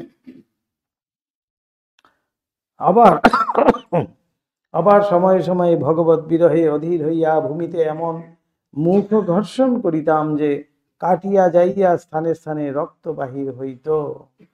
ঠাকুর পরবর্তীকালে ঠাকুর নিজ মুখেই কিন্তু সেগুলো বলছেন। সেই সাধক অবস্থার কথা, সাধনের সময় ঠাকুরের কেমন হয়েছিল, কখন মুখ ঘষেছেন ঠাকুর নিজেও জানতেন না, পরে দেখছেন চারিদিকে কেটে কুটে গেছে। ওইরূপে ধ্যান, ভজন, প্রার্থনা, আত্মনিবেদনা দিতে সমস্ত দিন যে কোথা দিয়া এমন চলিয়া যাইত, তাহার হুঁশই থাকিত না। পরে সন্ধ্যা সমাগমে যখন চারিদিকে শঙ্খ ঘণ্টার ধ্বনি হইতে থাকিত, তখন মনে পড়িত দিবা অবসান হইল, আর একটা দিন বৃথা চলিয়া গেল। বলে আবার আওয়াজ জুড়ে চিৎকার করে ঠাকুর কাঁদতেন যে মা আরেকটা দিন চলে গেল, তবু তোর দেখা পেলাম না। এমন ব্যাকুলতা, এমন আকুলতা যদি না আসে তাহলে কি আর মাকে পাওয়া যাবে? তা নয়। তাই ঠাকুর সেগুলো নিজ মুখে আবার বিবৃতিও দিচ্ছেন। তখন তীব্র আক্ষেপ আসিয়া প্রাণ এমন ব্যাকুল করিয়া তুলিত যে আর স্থির থাকিতে পারিতাম না। আছাড় খাইয়া মাটিতে পড়িয়া মা এখনো দেখা দিলি না বলিয়া চিৎকার ও ক্রন্দনে দিক পূর্ণ করিতাম ও যন্ত্রণায় ছটফট করিতাম। এই যন্ত্রণা তো লোক দেখানো যন্ত্রণা নয়, সত্যিকারের ভিতরের যন্ত্রণা। লোকে বলিত পেটে শুল ব্যথা হইয়াছে, তাই অত কাঁদিতেছে। আমরা তখন ঠাকুরের নিকট উপস্থিত হইয়া আছি। তখন সময়ে সময়ে তিনি আমাদিগকে ঈশ্বরের জন্য প্রাণের তীব্র ব্যাকুলতার প্রয়োজন বুঝাইতে সাধনকালের পূর্বোক্ত কথা সকল শোনাইয়া আক্ষেপ করিয়া বলিতেন। এখানে শরৎ মহারাজ বলছেন যে আমরা যখন ঠাকুরের কাছে যাই তখন তিনি ভগবানের জন্য কেমন ব্যাকুলতা হবে সেটা বোঝানোর জন্য ঠাকুর মাঝে মাঝে এইসব বলতেন যে লোকে স্ত্রীপুত্রাদির মৃত্যুতে বা বিষয় সম্পত্তি হারাইয়া ঘটি ঘটি চোখের জল ফেলে, কিন্তু ঈশ্বর লাভ হইল না বলিয়া কে আর ওইরূপ করে বল। খুব সোজা কথা, এটা তো ভিতর থেকে আসতে হবে। স্ত্রী পুত্রাদি বিষয় আশয় সেগুলোর মধ্যে এমনভাবে আমি জড়িয়েছি, এমনভাবে আপন করে নিয়েছি, সেই জন্য তার বিয়োগে আমার এত কষ্ট হয়। যদি আমি মায়ের থেকে এই বিয়োগটাকে আমি এমনভাবে নিতে পারতাম, তাহলে সেই বিয়োগেও আমার মধ্যে সেই কষ্টই আসতো। এইখানেই দেখানো হচ্ছে দুটো ব্যাপার। তাই বলছেন যে ঘটি ঘটি কাঁদে লোকে, কিন্তু ভগবানের জন্য আর কি কাঁদে বল। অথচ বলে তাহাকে এত ডাকিলাম তত্রাচ তিনি দর্শন দিলেন না। তো অহরহ সবাই বলে মহারাজ এত জপ করলাম, এতদিন ধরে জপ করলাম, এতদিন ধরে দীক্ষা হলো, কিছুই তো হলো না। আমাদের মনে আছে পূজ্যপাদ গীতানন্দজি মহারাজের কাছে একজন এসে বলছেন, খুব আকুতি আর কি, মহারাজ 1 মাস হয়ে গেল জপ করেছি, কত জপ করেছি, এখনো কিছুই তো অনুভব করতে পারলাম না। মহারাজ খুব আস্তে আস্তে বলছেন, কত জপ করছো? কেন? 2 বেলা মহারাজ 108 করে। বাহ, নিশ্চিন্ত। ওই 108 জপ করেই কি ভগবানকে পাওয়া যায়? করো করো, আরো করো, পাবে। মহারাজ হাসছেন মুচকি মুচকি আর বলছেন, বলে 108 জপ করেই কি আর ভগবানকে পাওয়া যাবে? আর 1 মাস জপ করেই তুমি ভাবছো হয়ে গেল? এইসব আমাদের এগুলো কিন্তু বাচ্চাদের মতো। আমাদের কথা বাচ্চারা বলে না যে অনেক করেছি আর পাচ্ছি না, ঠিক আমরা কিন্তু সেই ক্ষেত্রে একেবারে শিশু। আমরা কিন্তু আমাদের সেই অভিযোগ আজও আছে, কালও থাকবে, যদি সেই ব্যাকুলতা না আসে। তাহলে মনে করছি আমি যে আমি একটু জব করছি, 2 বেলা বহু কষ্টে নাক কান টিপে বসে পড়েছি, আর একটু হাতে করগুনে জব করে ফেলছি, আমি ভাবছি বাহ, এতেই বোধহয় আমার ঈশ্বর দর্শন হয়ে যাবে, ঈশ্বর লাভ হয়ে যাবে। তাই কিছুদিন পরেই মনে হয় কই কিছু তো হলো না। সেই নরেনের ধ্যান করার মতো বলছিলেন না, ছোটবেলায় শুনেছিলেন যে সাধুদের কেন জটা হয়? ধ্যান করতে থাকলে জটা বেরিয়ে আসে। তিনি কিছুক্ষণ ধ্যান করছেন আর বারে বারে দেখছেন জটা বেরোলো। ছোট তখন নরেন্দ্রনাথ। সেরকম বাচ্চাদের মতো আমাদেরও অবস্থা। আমরাও ভাবছি তাই, 108 জপ করছি, 1 মাস জপ করছি, 1 বছর জপ করছি, তাতেই মনে করছি যে কিছুই তো হলো না। আবার একটু কিছু যদি কোনোদিন একটু স্বপ্নও দেখে ফেললাম, মনে করলাম যে আমার বিশাল আধ্যাত্মিক অনুভূতি সম্পন্ন হয়ে গেল। এইভাবেই আমরা নিজের সাথে নিজেকে জড়িয়ে এমন করে মায়ায় আরো বেশি মায়াতে বদ্ধ হয়ে যাই। কিন্তু ঠাকুরের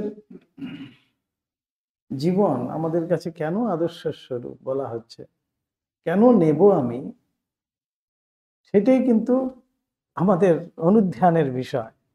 যে শুধুমাত্র পাঠ করে চলে গেলাম, এসে 1.5 ঘন্টা এখানে বসলাম, তাই কিন্তু আমাদের এই পড়া কিন্তু সার্থক নেই, কিছুই হবে না। এই পড়া দিয়ে কখনো ঈশ্বর লাভ হবে না।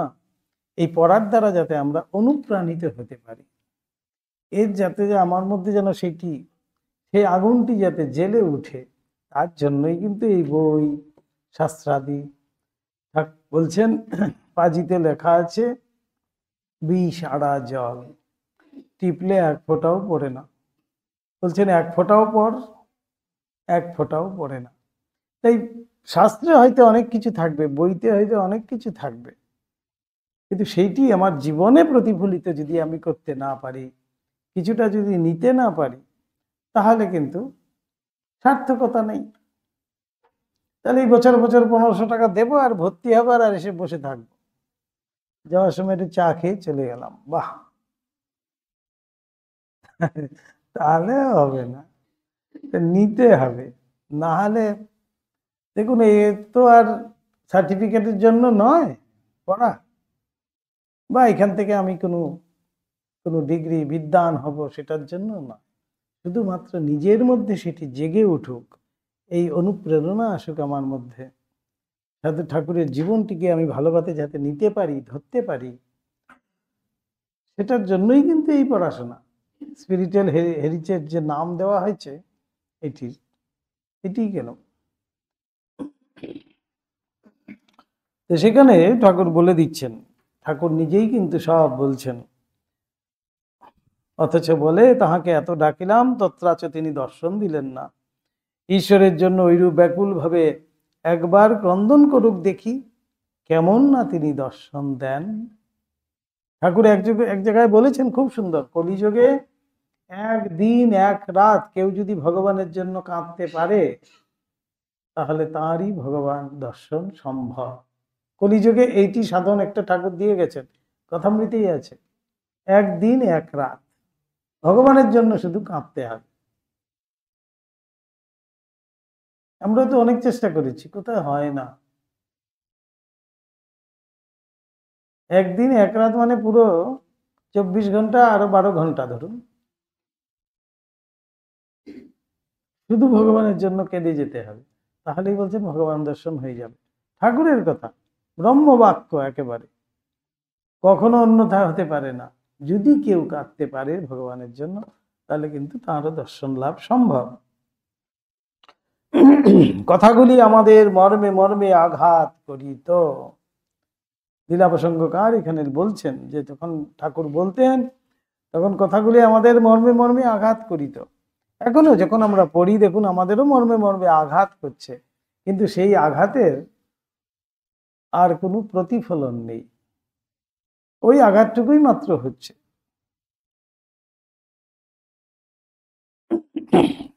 শুনিলেই বোঝা যাইত তিনি নিজ জীবনে এই কথা সত্য বলিয়া প্রত্যক্ষ করিয়াছেন বলিয়াই অত নিঃসংশয়ে উহা বলিতে পারিতেছেন।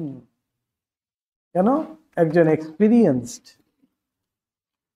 এক্সপিরিয়েন্সড যখন আমরা কাছ থেকে কিছু শুনি, তখন কিন্তু সেই কথার ইম্পর্টেন্স আমাদের কাছে অনেক বেড়ে যায়। এত নিঃসংশয়ে তিনি এত জোরের সঙ্গে সেটি বলবেন, কেননা তিনি সেটি নিজে দেখেছেন, তিনি অনুভব করেছেন, তিনি বুঝেছেন, সেই জন্য তিনি এমনভাবে বলতে পারছেন। ঠাকুরের কথাগুলো এই জন্যই যেন আরো বেশি করে তাদের মধ্যে কাজ করত। শরৎ মহারাজ এখানে বলছেন,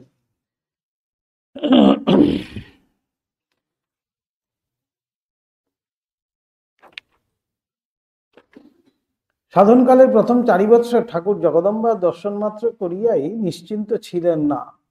ভাব মুখে শ্রী শ্রী জগন্মাতা দর্শন লাভের পর নিজ কুলদেবতা রঘুবীরের দিকে তাহার চিত্ত আকৃষ্ট হইয়াছিল। তাদের তো কুলদেবতা রঘুবীর, এবার ঠাকুর রাম সাধন করবেন, রামায়ণ সেই রামলালা আসবেন, রামায়ণ সাধু আসবেন, তার কাছে তিনি রাম সাধন করবেন। এবার ঠাকুর রাম মন্ত্রে সিদ্ধ হবেন, রঘুবীরের দিকে আকৃষ্ট হলেন। হনুমানের ন্যায় অনন্য ভক্তিতেই শ্রীরামচন্দ্রের দর্শন লাভ সম্ভবপর বুঝিয়া দাস্য ভক্তিতে সিদ্ধ হইবার জন্য তিনি এখন আপনাতে মহাবীরের ভাবারোপ করিতে লাগিলেন। বলছেন যে মহাবীর একমাত্র সেই রাম নাম জপ করে, রামের এমন ভক্ত, সেই হিসাবেই তিনি রামকে লাভ করেছিলেন। সেই মহাবীরের মতো যদি হতে পারি, তাহলে আমি রামের দেখা পেতে পারি।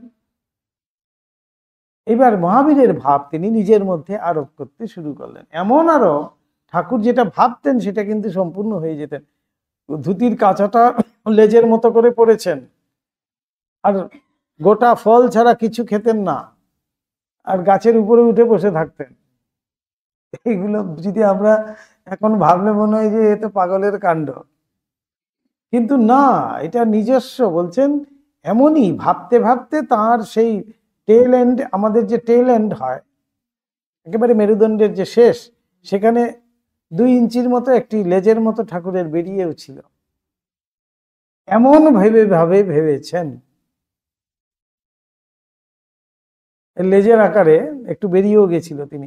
তখন হাঁটার সময় তিনি লাফিয়ে লাফিয়ে হাঁটতেন, কাঁচা ফল ছাড়া, গোটা ফল ছাড়া কিছু খেতেন না, গাছের উপরে উঠে বসে থাকতেন। আর কাপড়টা পরতেন, কাপড়ের যে ধুতির কাঁচাটা ওটাকে লেজের মতো করে পরতেন।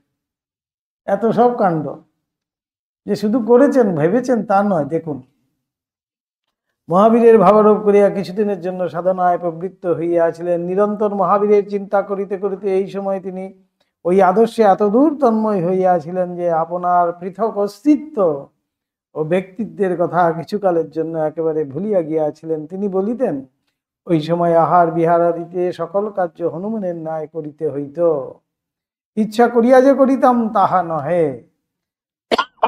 নিজেই ঠাকুর বলছেন যে আমি ইচ্ছা করে লোক দেখানোর জন্য যে করতাম তা কিন্তু নয়। এমন ভাবে চিন্তা করেছেন হনুমানের কথা, তিনি ভাবছেন আমি স্বয়ং হনুমান, রাম নাম করছেন আর এই করছেন। ইচ্ছা করিয়া করিতাম তাহা নহে, আপনা আপনি হইয়া পড়িত পরিবার কাপড়খানাকে লেজের মতো করিয়া কোমরে জড়াইয়া বাঁধিতাম, উল্লম্ফনে চলিতাম, লাফিয়ে লাফিয়ে চলতেন। মহাবীর বা হনুমানরা যেরকম চলে, ঠাকুর সেইভাবে চলছেন। ফলমূলাদি ভিন্ন অপর কিছুই খাইতাম না। দেখুন, তখন আর অন্য কিছু খেতেন না, তাহাও আবার খোসা ফেলিয়া খাইতে প্রবৃত্ত হইত না। প্রবৃত্তি হইত না, খোসা যেমন হনুমান আদি আমরা দেখি এখনো, তো তারা যেরকম করে খায় ঠাকুর ঠিক সেইভাবেই খেয়েছেন। রাম রাম সাধন করছেন, মহাবীর হয়ে গেছেন, নিজেই তিনি হনুমান। বৃক্ষের উপরেই অনেক সময় অতিবাহিত করিতাম এবং নিরন্তর রঘুবীর রঘুবীর বলিয়া গম্ভীর চিৎকার করিতাম। চক্ষুদ্বয় তখন সর্বদা চঞ্চল ভাব ধারণ করিয়াছিল। ঠাকুরের চক্ষু কত স্থির ধীর, তো কপি চক্ষু বলা হয় বাঁদরদের বা হনুমান যারা, তাদের চক্ষু যদি আমরা দেখি অনবরত ঘুরছে, কিন্তু এত চঞ্চল। ঠাকুর এক জায়গায়, স্বামীজি এক জায়গায় আমাদের মনের বর্ণনা দিতে গিয়ে বলছেন, আমাদের মন কিরকম চঞ্চল জানো? একটি বাঁদর, তাকে মদ্যপান করানো হয়েছে। একটি বাঁদর মানে স্বাভাবিকভাবেই কত চঞ্চল, তারপরে মদ্যপানের জন্য তার মধ্যে আরো কত চঞ্চলতা বেড়েছে, তারপরে তার ঘাড়ে একটি ভূত চেপেছে। এই হলো কি আমাদের মন। এমন যে চঞ্চল মন, তাকে বসে আনতে গেলে কত কষ্ট করতে হবে, কত কসরত করতে হবে, সেটা আমাদের কিন্তু বোঝা উচিত। স্বামীজি এক জায়গায় এখানে বর্ণনায় বলছেন, আমাদের মানুষের মন হলো গিয়ে এমনই চঞ্চল।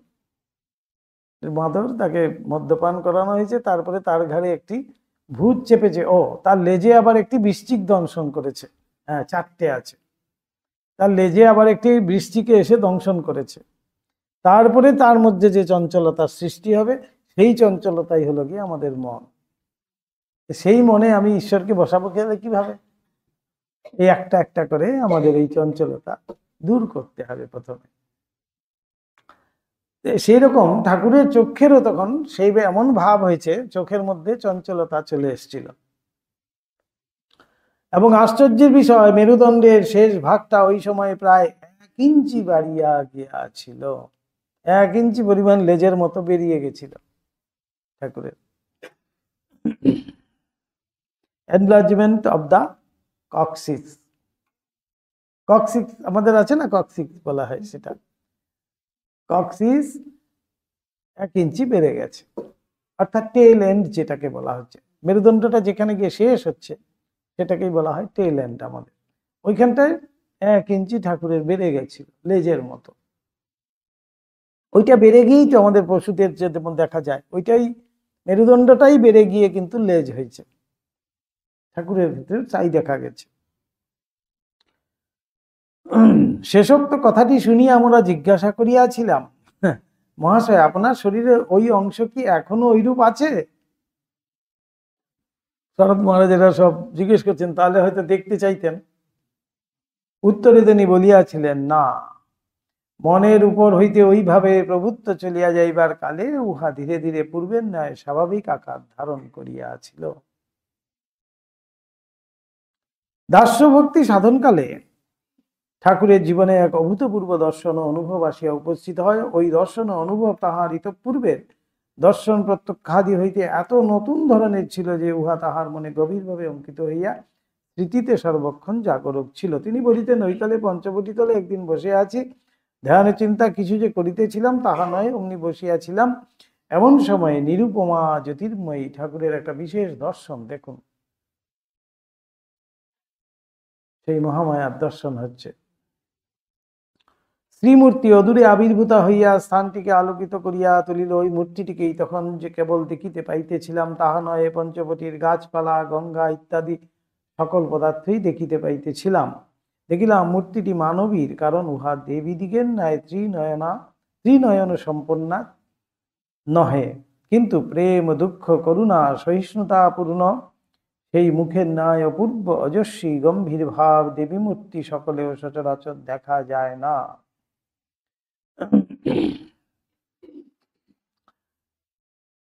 ঠাকুরের বলছেন যে চর্মচক্ষে ঠাকুর, খোলা চোখে ঠাকুর যেন এই প্রথম দর্শন করছেন মা সীতাকে। সীতা মাকে তিনি এইভাবে দর্শন করছেন। দেবী রূপে নয়, কিন্তু দেখুন, তাই বলছেন দেবী নয়, সাধারণ মানবীর মতো অপূর্ব অজস্বী গম্ভীর ভাব দেবমূর্তি সকলে সচরাচর দেখা যায় না। প্রসন্ন দৃষ্টিপাতে মোহিত হইয়া ওই দেবী মানবী ধীর মন্থর পদে উত্তর দিক হইতে দক্ষিণে আমার দিকে অগ্রসর হইতেছেন। ঠাকুর দেখছেন আস্তে আস্তে সেই মূর্তি ঠাকুরের দিকে এগিয়ে আসছে। স্তম্ভিত হইয়া ভাবিতেছি, ইনি কে? যেই ভাবছেন, উনি পঞ্চবটির থেকে একটি হনুমান দুপ করে লাফিয়ে এসে সেই দেবীকে প্রণাম করছেন। তখন ঠাকুর বুঝলেন, ও, এই হলেন জনম দুঃখিনী সীতা। যেন মুখটার মধ্যে একটা করুণায় ভরা যেন সেই মুখ, ঠাকুর এই দর্শন করছেন। জনক নন্দিনী সীতা, রাম জীবিতা সীতা, রামময় জীবিতা সীতা। তখন মা মা বলিয়া অধীর হইয়া পদে নিপতিত হইতে যাইতেছি, এমন সময় তিনি চকিতের ন্যায় আসিয়া ইহার ভিতর প্রবেশ করিল। ঠাকুরের নিজের শরীর দেখিয়ে বলছেন এর মধ্যে প্রবেশ করল। আনন্দে ভীষয় অভিভূত হইয়া বাহ্যক জ্ঞান হারাইয়া পড়িয়া গেলাম। ধ্যান চিন্তাদি কিছু না করিয়া এমন ভাবে কোনো দর্শনিত পূর্বে আর হয় নাই। জনম দুঃখিনী সীতাকে সর্বাগ্রে দেখিয়াছিলাম বলিয়াই বোধ হয় তাহার নাই আজন্ম দুঃখ ভোগ করিতেছি। দেখুন কে সীতাকে দেখতে চাইবেন? ঠাকুর স্বয়ং বলছেন সীতাকেই প্রথম দেখেছিলাম বলেই বোধ হয় আজন্ম এরকম দুঃখ ভোগ করছি। সেই ছোটবেলার থেকে ঠাকুরের দেখুন না, তপস্যার উপযুক্ত পবিত্র ভূমির প্রয়োজন অনুভব করিয়া ঠাকুর এই সময়ে হৃদয়ের নিকট নতুন একটি পঞ্চবটী স্থাপনের বাসনা প্রকাশ করেন। সেই বেলতলায় হৃদয় বলিত পঞ্চবটির নিকটবর্তী হাঁসপুকুর নামক ক্ষুদ্র পুষ্করিণীটি তখন ঝালানো হইয়াছে এবং পুরাতন পঞ্চবটির নিকটস্থ নিম্ন জমিখণ্ড ওই মাটিতে ভরাট করিয়া সমতল করানো হয়। ঠাকুর ইতপূর্বে যে আমলকি বৃক্ষের নিম্নে ধ্যান করিতেন তাহা নষ্ট হইয়া গিয়াছে। অনন্তর এখন সেখানে সাধন কুটির আছে। তাহারই পশ্চিমে ঠাকুর স্বহস্তে একটি অশ্বত্থ বৃক্ষ রোপণ করিয়া হৃদয়কে দিয়া বট, অশ্বত্থ, বেল ও আমলকি বৃক্ষের চারা রোপণ করাইয়াছিলেন এবং তুলসী অপরাজিতার অনেকগুলি চারা পুঁতিয়া সমগ্র স্থানটিকে বেষ্টন করাইয়া লইলেন। ও পঞ্চবটির কথাই এখানে বলছে। গরু ছাগলের হস্ত হইতে ওই সকল চারা গাছগুলিকে রক্ষা করিবার জন্য যে অদ্ভুত উপায় তিনি ভর্তাবাড়ি নামক ঠাকুরবাটির উদ্যানের জনৈক মালির সাহায্যে ওই স্থান বেড়া লাগাইয়া লইয়াছিলেন তাহার আমরা অন্যত্র বলিয়াছি। বেড়া দেবেন ভেবেছেন, দেখছেন গঙ্গায় সেই বাঁশ ভেসে এসছে, তারপরে সেই বাঁশ দিয়েই বেড়া লাগিয়েছিলেন। ঠাকুরের যত্নে ও নিয়মিত জল ও সিঞ্চনে তুলসী অপরাজিতা গাছগুলি অতি শীঘ্রই এত বড় নিবিড় হইয়া উঠেছে, উহার ভিতরে বসিয়া যখন তিনি ধ্যান করিতেন তখন ওই স্থানের বাহিরের ব্যক্তিরা তাহাকে কিছুমাত্র দেখিতে পাইত না। কালীবাটি প্রতিষ্ঠার কথা জানাজানি হইবার পরে গঙ্গাসাগর ও জগন্নাথ দর্শন প্রয়াসী পথিক সাধুকুল ওই তীর্থোদ্বয়ে যাইবার কালে কয়েকদিনের জন্য শ্রদ্ধা সম্পন্ন রানীর আতিথ্য গ্রহণ করিয়া দক্ষিণেশ্বর ঠাকুরবাটিতে বিশ্রাম করিয়া যাইতে আরম্ভ করেন। ঠাকুর বলিতেন ওইরূপে অনেক সাধক ও সিদ্ধ পুরুষেরা এখানে পদার্পণ করিয়াছেন। ইহাদিগের কাহারও নিকট হইতে উপদিষ্ট হইয়া ঠাকুর এই কালে প্রাণায়াম আদি হঠযোগের ক্রিয়া সকল অভ্যাস করিতেন বলিয়া বোধ হয়। হলধারী সম্পর্কীয় নিম্নলিখিত ঘটনাটি বলিতে বলিতে একদিন তিনি আমাদিগকে ওই বিষয়ে ইঙ্গিত করিয়াছিলেন। হঠযোগোক্ত ক্রিয়া সকল স্বয়ং অভ্যাস পূর্বক উহাদিগের ফলাফল প্রত্যক্ষ করিয়াই তিনি পরজীবনে আমাদিগকে ওই সকলের অভ্যাস করিতে নিষেধ করিতেন। ঠাকুর বলেছেন হঠযোগ ঠাকুর নিজেও কিন্তু করেছেন। হঠযোগ কেন ঠাকুর বারণ করছেন? শরীরে মন থাকে, এই নেতি ধৌতি তখন এইসব করতে করতেই শরীরের মধ্যেই মনটা থেকে যায়, তাই জন্য হঠযোগ বারণ করতেন।